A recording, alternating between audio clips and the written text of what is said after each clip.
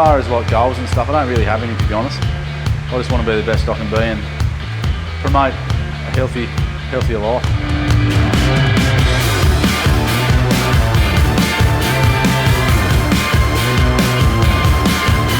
So pretty much I probably started training at a CrossFit gym within the last 5 years, and I struggled with a lot of weight issues and all that kind of stuff through my early 20s into early 30s, I suppose, so the best part of a decade. Yeah, I just sort of started doing it for a bit of fitness and stuff, and then one day a week turns into 2 and then into 3 and all that kind of stuff, and then before you know it, you just get the bug and you get addicted to it, and you're here 6 or 7 days a week putting in 10 sessions a week.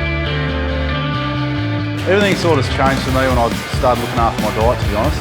Pretty much strict carnivore now for 8 months. So chicken, beef, lamb, plenty of eggs. I do eat cheese, occasionally yogurt, not very often.